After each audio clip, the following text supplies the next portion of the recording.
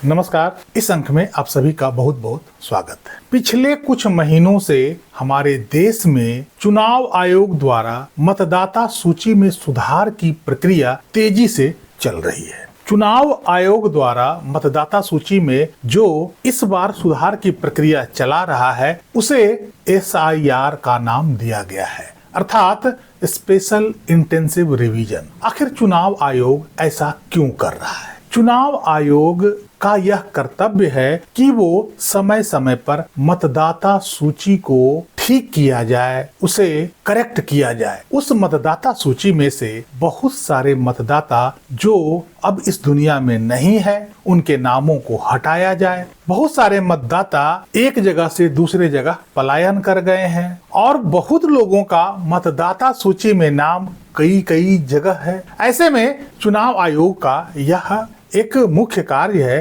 कि मतदाता सूची की सूचिता को बनाए रखने के लिए उसमें समय समय पर सुधार करे और अपने इसी कर्तव्य के निर्वहन हेतु चुनाव आयोग SIR की प्रक्रिया को चला रहा है। जब से SIR की प्रक्रिया चल रही है तब से यह विवादों के घेरे में है। इस SIR पर रोक लगाने के लिए कई राजनीतिक दल और कई संगठनों ने सुप्रीम कोर्ट में याचिका दायर की। उस याचिका में मुख्य मांग था कि इस SIR पर तुरंत प्रभाव से रोक लगाया जाए, क्योंकि चुनाव आयोग इसमें मनमानापन कर रहा है और नागरिकता को लेकर भी इसमें बड़े प्रश्न उठाए गए थे। वहीं चुनाव आयोग का कहना था, हम किसी की नागरिकता तो सुनिश्चित नहीं कर सकते हैं, लेकिन यह हमारा काम है कि मतदाता सूची में उसी व्यक्ति का नाम हो जो व्यक्ति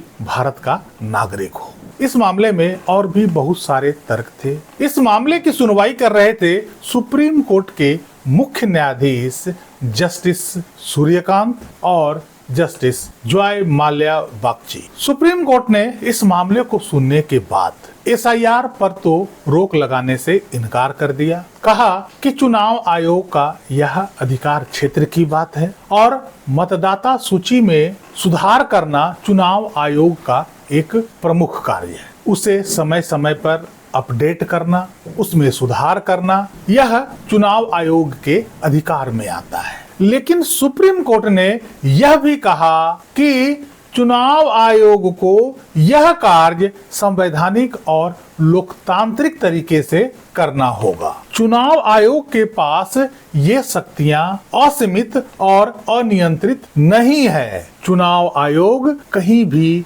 मनमानापन नहीं कर सकती है। सुप्रीम कोर्ट ने यह स्पष्ट किया कि जन प्रतिनिधित्व कानून 1950 की धारा 21(3) के तहत चुनाव आयोग को असीमित और बिना नियंत्रण की शक्तियां नहीं दी जा सकती है। कोर्ट ने यह भी कहा कि जिस तरह से आयोग समझे का अर्थ यह नहीं है कि प्रक्रिया संविधान और प्राकृतिक न्याय के दायरे से बाहर हो। इसकी सुनवाई करने के बाद ऑनरेबल सुप्रीम कोर्ट ने SIR से संबंधित चुनाव आयोग को मनमानापन करने के लिए फटकार भी लगाई और कुछ महत्वपूर्ण दिशा निर्देश भी जारी किए। यह आदेश मुख्य रूप से मतदाता सूची की पारदर्शिता और आम नागरिकों की सुविधा को सुनिश्चित करने के लिए दिया गया है। सुप्रीम कोर्ट द्वारा चुनाव आयोग के पर को थोड़ा कतरते हुए, उस पर थोड़ा लगाम लगाते हुए महत्वपूर्ण निर्देश जारी किए। उसमें से पहला निर्देश यह है कि नामों का सार्वजनिक प्रदर्शन, अर्थात कोर्ट ने निर्देश दिया कि लॉजिकल डिस्क्रिपेंसी के तहत नोटिस पाने वाले सभी मतदाताओं का नाम उजागर किया जाना चाहिए, उसे प्रकाशित किया जाना चाहिए और इसकी सूची पंचायत भवन, ब्लॉक कार्यालय और वार्ड कार्यालय में भी प्रदर्शित की जानी चाहिए, ताकि लोग आसानी से अपना नाम देख सके। इससे पहले चुनाव आयोग ने इसे प्रकाशित करने से मना कर दिया था, लेकिन सुप्रीम कोर्ट का यह स्पष्ट आदेश है कि इसकी सूची का प्रकाशन आवश्यक है और चुनाव आयोग को यह करना होगा। दूसरा महत्वपूर्ण निर्देश यह दिया गया कि 10वीं कक्षा के एडमिट कार्ड को पहचान के लिए एक महत्वपूर्ण दस्तावेज माना जाए, उसे वैध प्रमाण पत्र माना जाए। अर्थात चुनाव आयोग ने जो 13 दस्तावेजों की सूची जारी किया था उसमें इसे भी शामिल करने का निर्देश दिया गया। अगला महत्वपूर्ण निर्देश सुप्रीम कोर्ट ने दिया वो काफी महत्वपूर्ण है। जैसे ही किसी व्यक्ति को SIR का नोटिस प्राप्त होता है, अर्थात उसे दस्तावेज जमा करने और दिखाने का आदेश दिया जाता है, तो वह उस दिन या तो खुद जा सकता है या वो अपने साथ किसी एडवोकेट या BLO को भी ले जा सकता है। इसके अलावा वो वहां अपने प्रतिनिधि के माध्यम से भी पेश हो सकता है और अपने दस्तावेज का सत्यापन करवा सकता है। इससे पहले जिन जिन को SIR का नोटिस मिला होता है उन्हें खुद दफ्तर जाना होता था और अपने दस्तावेज का सत्यापन करवाना होता था, लेकिन अब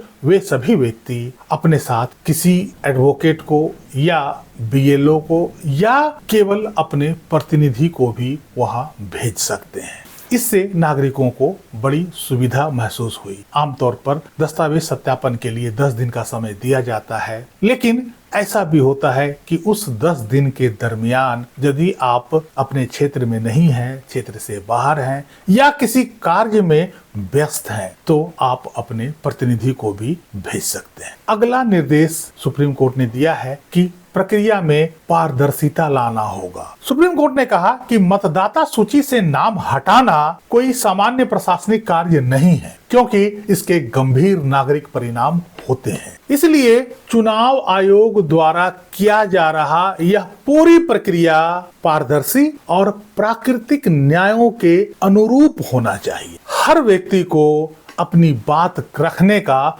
उचित अवसर दिया जाना चाहिए और उसकी बातों को सुना जाना चाहिए। अगला निर्देश सुप्रीम कोर्ट का था कि चुनाव आयोग द्वारा चलाए जा रहे इस मुहिम को शांति से और व्यवस्थित रूप से चलाया जा सके, यह राज्यों की जिम्मेदारी है, ताकि वहां का कानून व्यवस्था बरकरार रहे और किसी भी प्रकार का उपद्रव नहीं हो पाए। यह राज्य सरकार की जिम्मेदारी है कि चुनाव आयोग के इस प्रक्रिया में, इस कार्य में सहयोग करे और कानून व्यवस्था को बनाए रखे। सुप्रीम कोर्ट ने राज्य सरकार और पुलिस को निर्देश दिया है कि वे सुनवाई स्थल पर पर्याप्त जनशक्ति और सुरक्षा बल तैयार रखें, ताकि कानून व्यवस्था बनी रहे और प्रक्रिया सुचारू रूप से चल सके। चुनाव आयोग द्वारा उठाए गए कुछ विसंगतियों के बारे में भी सुप्रीम कोर्ट ने स्पष्ट किया। चुनाव आयोग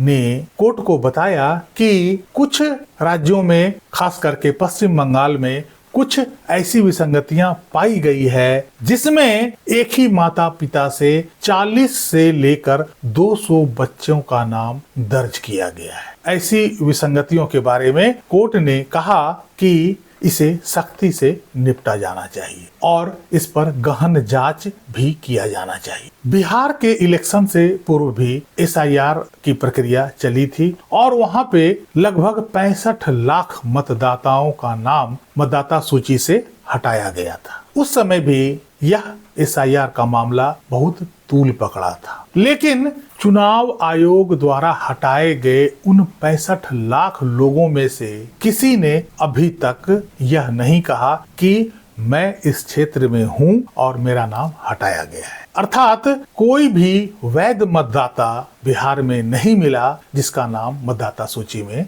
नहीं था। अब पश्चिम बंगाल में जब यह मतदाता सूची में सुधार का मामला अर्थात SIR का मामला चला, तो पश्चिम बंगाल के 20% आबादी को मतदाता सूची में विसंगतियों के आधार पर नोटिस भेजा गया है, जिससे जनता में काफी तनाव उत्पन्न हो गया। सुप्रीम कोर्ट ने इस पर चिंता व्यक्त करते हुए कहा कि चुनाव आयोग को इस पर ध्यान देना चाहिए और इसे सही तरीके से निपटाया जाना चाहिए, क्योंकि 20% आबादी किसी भी राज्य के लिए बहुत अधिक होती है। ऐसा ना हो कि कोई वैध मतदाता जो भारत का नागरिक है उसका नाम मतदाता सूची से बाहर कर दिया जाए। यही थे सुप्रीम कोर्ट के कुछ निर्देश, जिसमें चुनाव आयोग के SIR प्रक्रिया को थोड़ा प्रतिबंधित किया गया था और उसमें लोकतांत्रिक और संवैधानिक तरीकों को जोड़ा गया था, ताकि यह पूरी प्रक्रिया संविधान के अनुरूप हो, लोकतांत्रिक प्रक्रियाओं और प्राकृतिक न्याय के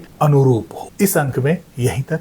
कैसी लगी जानकारी कमेंट करके जरूर बताइएगा। वीडियो को लाइक कीजिएगा, चैनल को सब्सक्राइब कीजिएगा। मिलते हैं अगले अंक में, तब तक के लिए जय हिंद, वंदे मातरम।